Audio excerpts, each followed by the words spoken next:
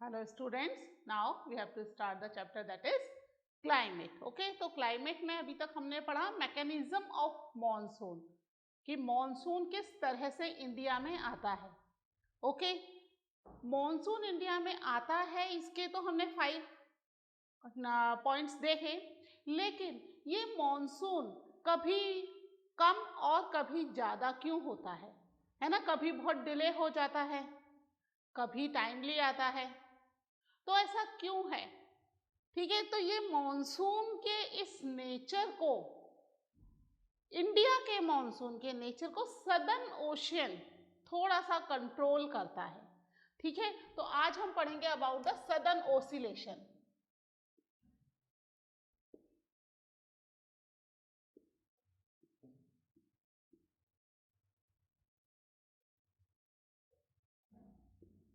ठीक है, southern oscillation. अब सदर्न ओशन कहाँ है, सबसे पहले तो ये पता करें कि है कहाँ सदर्न ओशन. कितने ओशन है हमारे यहाँ. टॉप 5 ओशियंस के नाम आपको पता है, उसके अलावा जो है आसपास छोटे मोटे सीज हैं. ठीक है, तो 5 ओशियंस हैं. ठीक है, सदर्न ओशियन नीचे की तरफ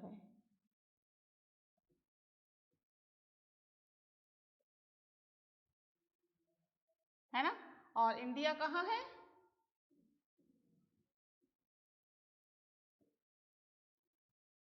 इंडिया ट्रॉपिक ऑफ कैंसर के आधा नीचे और आधा ऊपर, यानी इक्वेटर से पूरा का पूरा इंडिया ऊपर है. और सदर्न ओशन जो है दैट इज ये पूरा अपना बहुत ज़्यादा नीचे लिख दिया, थोड़ा ऊपर कर देती हूँ मैं इसको.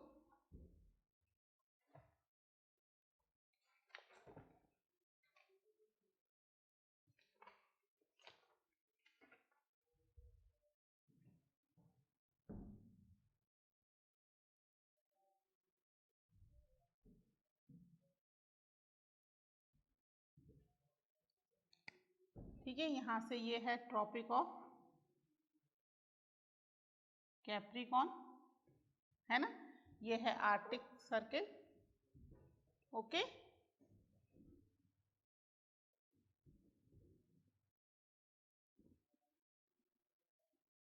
अंटार्कटिक सर्किल है ये 66.5 डिग्री साउथ.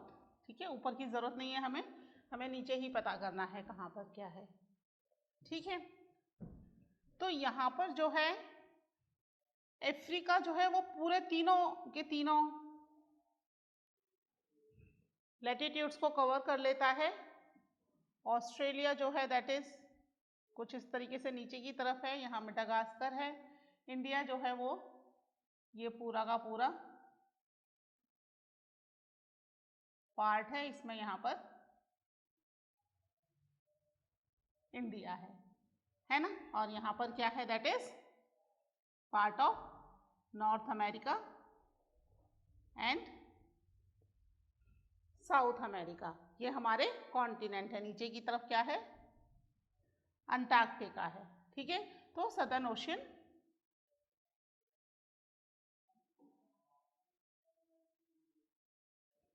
ठीक है, ये ऑस्ट्रेलिया है.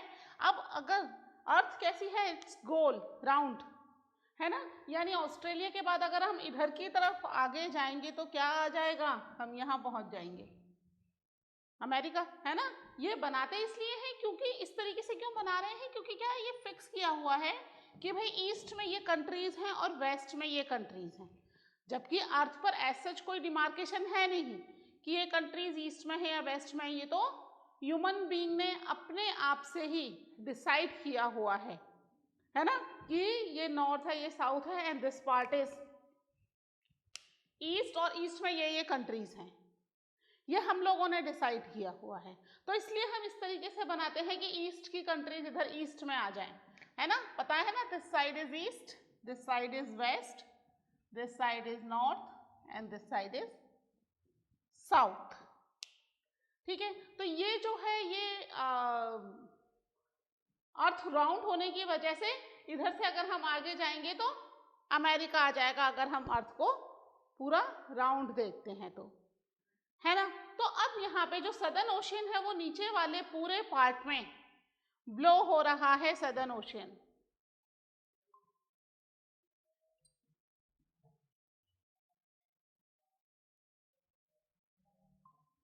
पूरे पार्ट में ब्लो हो रहा है सदर्न ओशियन। इसमें क्या हो रहा है? सदर्न ओशियन पूरे पार्ट में ब्लो हो रहा है, तो ये जो है ऑस्ट्रेलिया और साउथ अमेरिका, अफ्रीका, इन सभी पार्ट्स को क्लियर कर रहा, कवर कर रहा है। ठीक है, अब इंडिया का मॉनसून इससे कैसे अफेक्ट होता है? अब हमने देखा कि जो प्रेशर कंडीशंस हैं, they are opposite in both the hemisphere, है ना। ये नदर्न हेमिस्फीयर में अगर प्रेशर लो है तो सदर्न हेमिस्फीयर में प्रेशर हाई हो जाएगा, जिसकी वजह से क्या होगा? विंड्स का मूवमेंट थोड़ा बहुत चेंज होगा। वैसे विंड्स पे हमने देखा था फेरल्स लॉ, है ना, कोरोलाइज फोर्स के अकॉर्डिंग विंड्स अपने अपने एरिया में ही ब्लो करती हैं, इधर से उधर मूव नहीं करती हैं।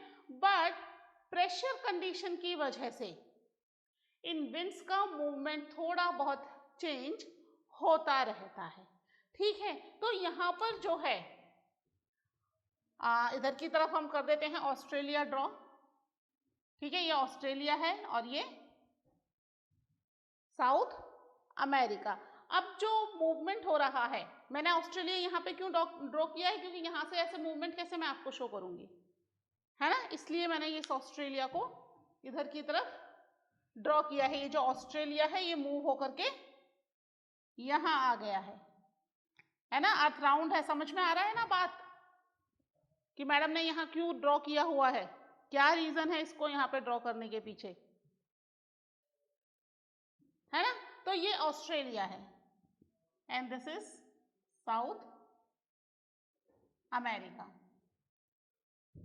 अब क्या होता है कि सदर्न ओशियन में विंड्स जो हैं वो विंड्स हाई प्रेशर की वजह से कैसी चल रही हैं? डेंस हैं, है ना। और मूवमेंट इनका जो हो रहा है, ठीक है, यहाँ पर कोल्ड करंट है ना, और यहाँ पर वार्म है। ये जो मूवमेंट हो रहा है ना, जो इस तरीके से राइट साइड जो डिफ्लेक्ट होती है मूव, तो यहाँ पर वार्म है और यहाँ कंपैरेटिवली लो है इसके कंपैरिजन में। तो यहाँ पर ये एरिया है पेरू। कौन सा एरिया है? साउथ अमेरिका का पेरू, नाम सुना है, कंट्री है एक। ठीक है, तो ऑस्ट्रेलिया से मूवमेंट हो रहा है विंड्स का इस तरीके से, क्योंकि यहाँ कोल्ड करंट है, तो कोल्ड करंट से क्या होगा? मूवमेंट चल रहा है। ठीक है, हाई टू लो प्रेशर की तरफ मूवमेंट चल रहा है कंटिन्यू, है ना। और यहाँ पर जो पेरू है, पेरू में बहुत ही अच्छी फिश मिल रही है ना, क्योंकि ये वार्म जो करंट है ये यहाँ जा रहा है, यहाँ पर वाटर मिक्स हो जाता है, कोल्ड एंड हॉट, है ना। वार्म वाटर यहाँ जा रहा है, यहाँ पे वार्म करंट चल रहा है, यहाँ पर कोल्ड।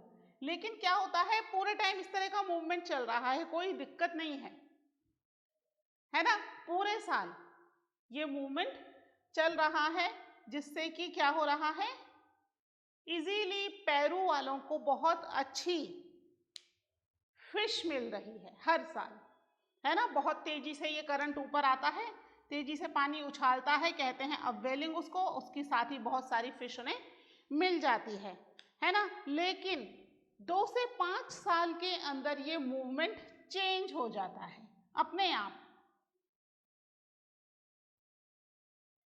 आप ही ये मूवमेंट क्या हो रहा है, चेंज हो रहा है। क्यों हो रहा है इसका कोई खास रीजन नहीं है, बट ये अपने आप चेंज हो रहा है।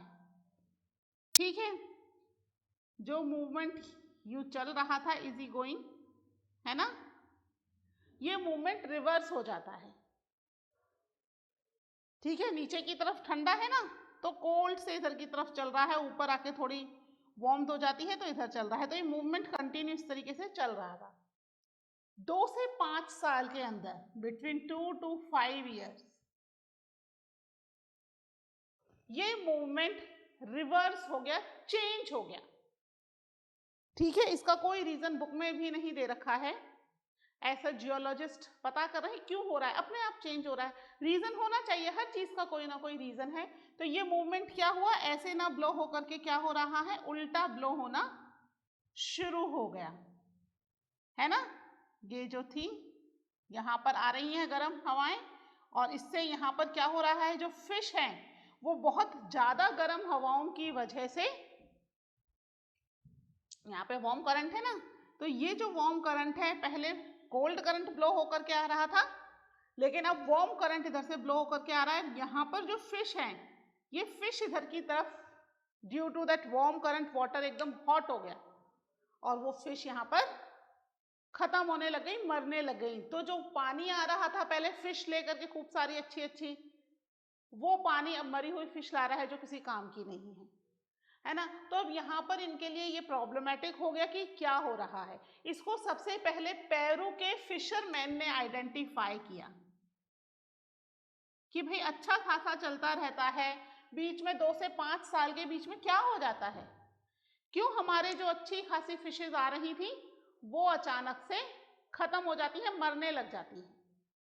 उन्होंने इसको सबसे पहले पहचाना, तो इसको पेरुवियन करंट भी कहते हैं, है ना, पेरुवियन करंट, क्योंकि पेरू वालों ने इसको सबसे पहले, पेरू के फिशरमैन ने इसको सबसे पहले आइडेंटिफाई किया, ठीक है। और जिन्होंने इसके ऊपर रिसर्च की उनका नाम था हेम्बोल्ट, तो इसको हेम्बोल्ट करंट भी कहा जाता है ना। वैसे ये जो मूवमेंट है, ये मूवमेंट चेंज हो रहा है at the time of Christmas, है ना, क्रिसमस के आसपास चेंज हो रहा है ना। और क्रिसमस के आसपास ये किसके बर्थ को सेलिब्रेट करते हैं, जीसस क्राइस्ट के बर्थ को सेलिब्रेट करते हैं। तो स्पेनिश में एक वर्ड है अल नीनो, ठीक है, अल नीनो का मीन्स है बेबी बॉय, बेबी बॉय, है ना, जो हमारे जीसस क्राइस्ट हैं, he is also a baby boy. तो यहाँ पर उस समय ये चेंजेस हो रहे हैं, तो इसको अल नीनो भी कहा जाता है। अल नीनो सदर्न ओशिलेशन, सदर्न ओशिलेशन में अल नीनो हो रहा है, चेंजेस हो रहे हैं। ये चेंजेस क्यों हो रहे हैं, क्योंकि जो करंट वो करंट ऑपोजिट डायरेक्शन में चलना शुरू हो गया है ना। जो ऑस्ट्रेलिया से पेरू की तरफ करंट ब्लो हो रहे थे, वो अब पेरू से ऑस्ट्रेलिया की तरफ हो रहे हैं, है ना। ऑस्ट्रेलिया से जो विंड्स जा रही थी वो बहुत हल्का फुल्का मॉइस्चर लेकर के जा रही थी, जो कि यहाँ के लिए बहुत अच्छा था। अचानक से ये रिवर्स हो जाता है, चेंज हो जाता है, और चेंज होने की वजह से अब जो विंड्स इस तरफ चल रही हैं, है ना, तो यानी कि ये विंड्स इस तरफ चलेंगी तो यहाँ पर भी मूव होगा, है ना। और इंडिया की तरफ जो विंड्स ऐसे जा रही थी, हाँ, उन विंड्स पर इसका असर पड़ेगा, क्योंकि ये विंड्स क्या करेंगी, इनको धक्का लगाएंगी, पुश करेंगी, और पुश करेंगी तो जो विंड्स ऊपर जा रही थी वो अपना डायरेक्शन चेंज कर लेंगी। दो विंड्स आपस में टकराएंगी, और इन विंड्स के डायरेक्शन से ये विंड्स यहाँ पर मूव होने की बजाय ये विंड्स अपना डायरेक्शन चेंज कर लेंगी और इधर की तरफ मूव होना शुरू हो जाएंगी, है ना। तो इसे कहते हैं, क्या कहते हैं इसको, अल नीनो सदर्न ओशिलेशन। क्या कहते हैं इसको,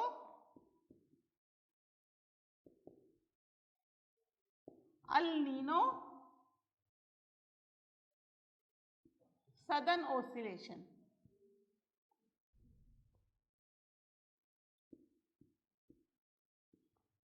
ठीक है, ENSO शॉर्ट में, ENSO। ये चीज समझ में आई। एक बार और मैं आपको बताती हूँ, इसको वापस से क्लियर कर लूं, क्योंकि आप कहीं ऐसा ना हो कि कहीं कंफ्यूज हो आप, है ना। ये मैंने ऑस्ट्रेलिया इधर बना दिया है, वहां का ऑस्ट्रेलिया उठ करके यहाँ आ गया है, अर्थ गोल है ना। कंफ्यूज मत होना कि मैडम ऑस्ट्रेलिया यहाँ कैसे आ गया, अर्थ गोल है। अगर हम ऑस्ट्रेलिया से इधर आगे जाएंगे तो हम साउथ अमेरिका पहुंच जाएंगे, इस साइड जाएंगे तो, है ना, इस साइड मूव करेंगे तो अमेरिका पहुंच जाएंगे, है ना।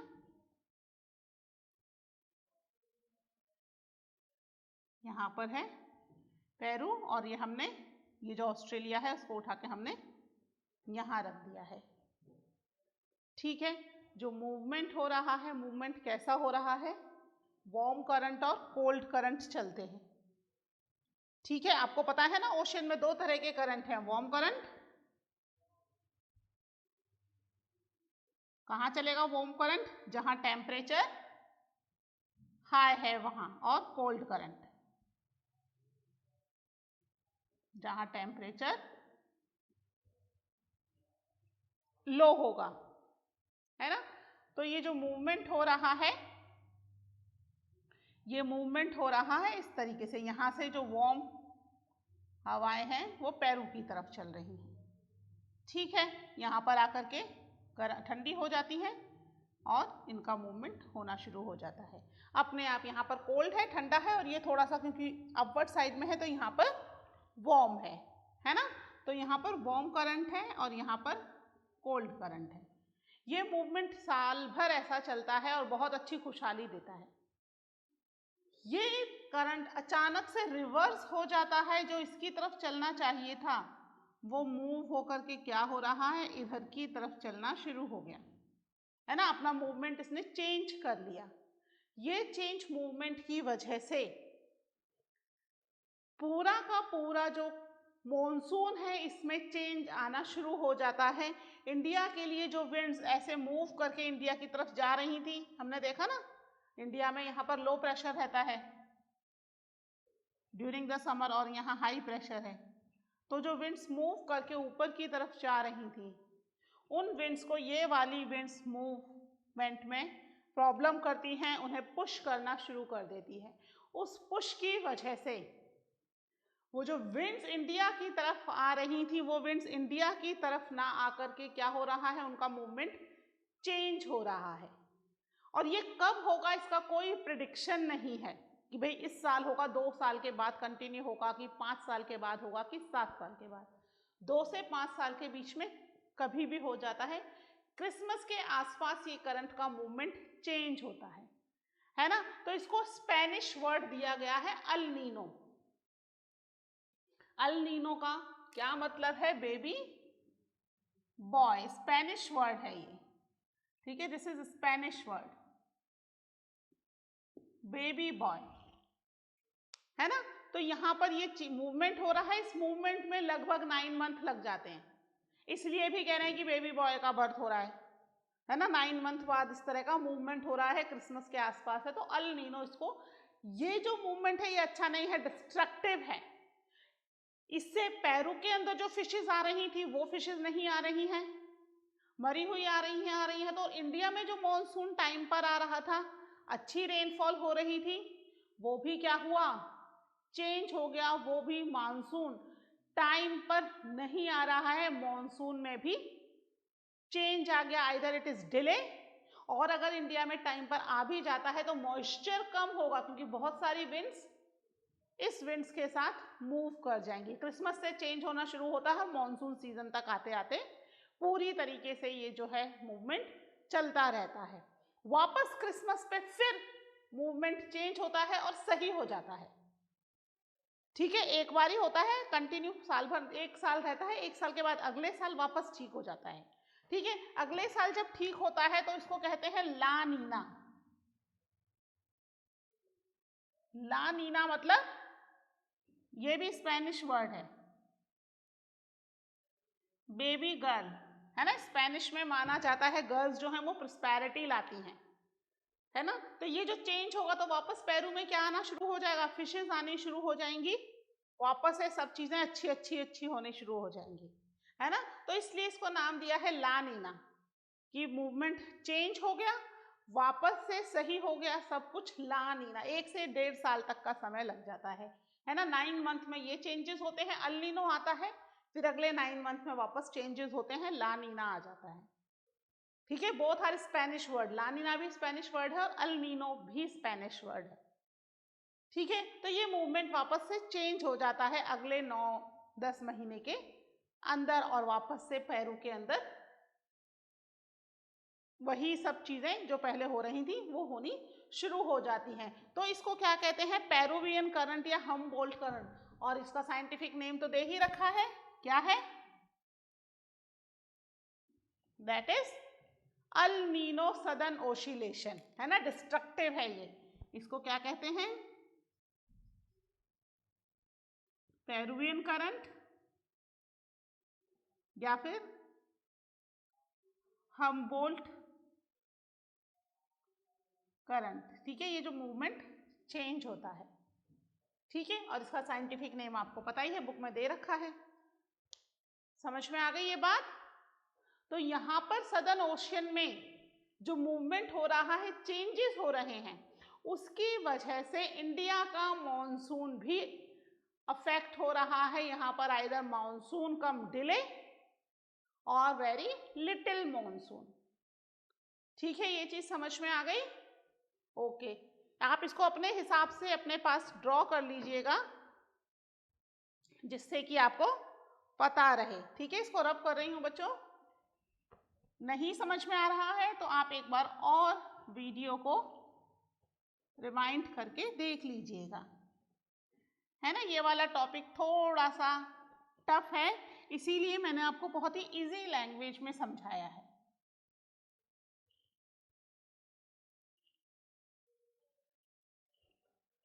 बस ये मूवमेंट का चेंज हो रहा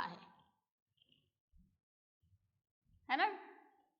उस मूवमेंट के चेंज की वजह से पूरा का पूरा मॉनसून डिस्टर्ब हो रहा है। ठीक है,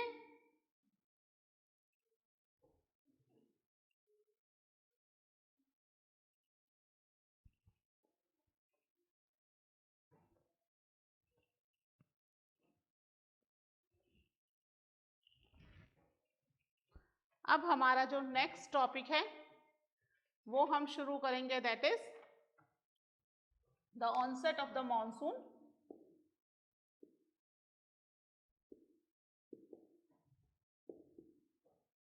The onset of the monsoon and withdrawal। ठीक है, ऑनसेट ऑफ द मॉनसून का मतलब क्या है, what is the meaning of onset of the monsoon, monsoon का आना, है ना। तो मॉनसून का आना और मॉनसून का जाना। वैसे टोटल हमारे यहाँ 4 सीजन्स हैं। कौन कौन से 4 सीजन्स हैं, summer, winter, spring and autumn, है ना। अब स्प्रिंग एंड ऑटम की जगह हम कहेंगे, एक तो है ऑनसेट ऑफ द मॉनसून, दूसरा है विड्रॉल ऑफ द मॉनसून, क्योंकि ये भी बहुत ही इंपॉर्टेंट है और बहुत लंबा टाइम पीरियड लगता है मॉनसून आने और मॉनसून जाने में, है ना। जो इंडिया में मॉनसून है that is pulsating in nature. Pulsating in nature मतलब एक जैसा नहीं है, चेंज होता रहता है। कभी रेनफॉल बहुत अच्छी और कभी रेनफॉल बहुत ही लो है ना। और कितने दिन तक रहेगा मॉनसून इंडिया में, एज सच ये भी कोई फिक्स नहीं है कि भी 100 डेज रहेगा, 3 मंथ रहेगा, 4 मंथ रहेगा। कई बार बहुत अच्छी मॉनसून आती है, जून से लेकर के पूरा सितंबर बहुत अच्छा रेनफॉल होता है ना। कई बार रेनफॉल ऐसी आती है कि जब आई तब तो बहुत अच्छा रेन है और उसके बाद धीरे धीरे रेनफॉल कम होती चली गई। तो रेनफॉल का एज सच कुछ फिक्स नहीं है, इसका ड्यूरेशन भी फिक्स नहीं है। इसके आने का टाइम पीरियड जो है that is first week of the June, माना जाता है 10th जून तक मॉनसून इंडिया में आ जाता है ना। और मिड सितंबर तक जाना शुरू हो जाता है, यानी सितंबर के एंड तक मॉनसून चला जाता है इंडिया से, ऐसा हम मानते हैं, है ना। लेकिन एज सच कई बार मॉनसून लेट आता है ना, जुलाई में रेनफॉल शुरू होती है और कई बार जून में ही आ जाता है। तो it's depend on the winds and pressure कि किस तरह का रेनफॉल होगा। That's why it is known कि पल्सुएटिंग है नेचर में, फिक्स नहीं है कितना दिन, कितने टाइम पीरियड, कितना रेनफॉल करेगा, है ना, कभी बहुत अच्छी रेनफॉल होती है, कभी बहुत ही कम रेनफॉल होती है। ठीक है, तो it's very from time to time, है ना। इसका ड्यूरेशन जो है दैट इज ऑल्सो डिफरेंट। क्या है the duration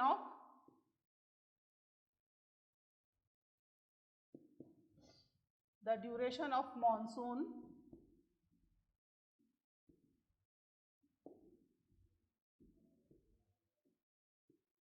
between 100 to 120 days, लगभग इतना ही होता है। ठीक है, कब से शुरू होता है? From early June to mid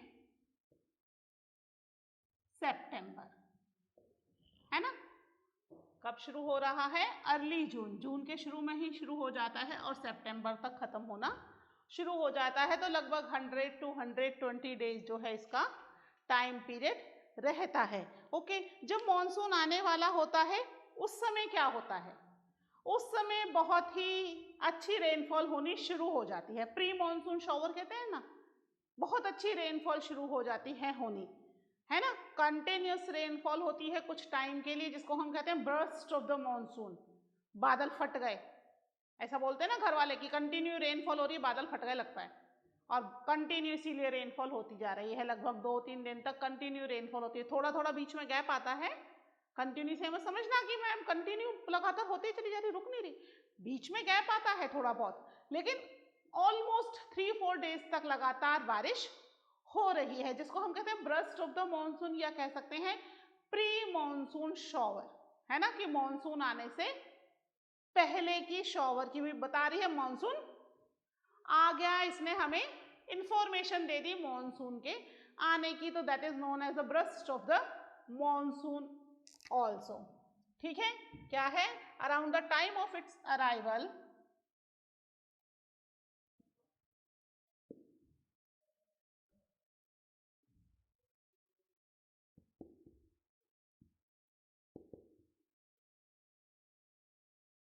arrival, its arrival, किसके अराइवल? हाँ, मॉनसून के अराइवल। ठीक है, the normal rainfall increase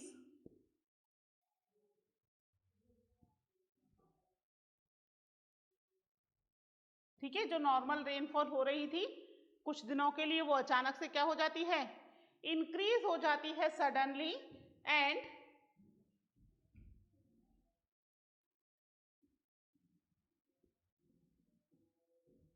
continue. ठीक है, कंटिन्यू रेनफॉल हो रही है, कंटिन्यू कॉन्स्टेंटली फॉर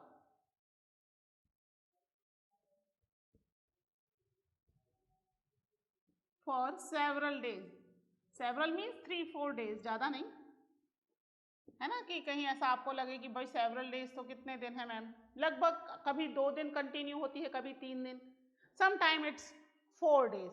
ठीक है, तो इसको क्या कहते हैं? जब continue suddenly normal rainfall increase हो जाए है और continue for several days rainfall हो, तो दिस इज नोन एज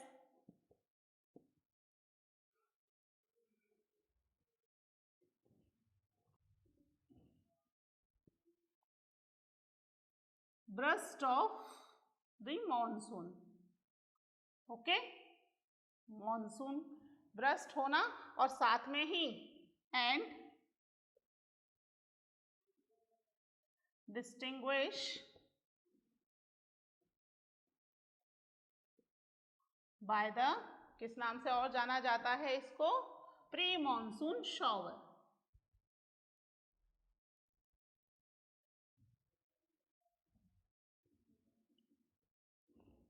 ठीक है, यानी मॉनसून आने से पहले की ये रेनफॉल है।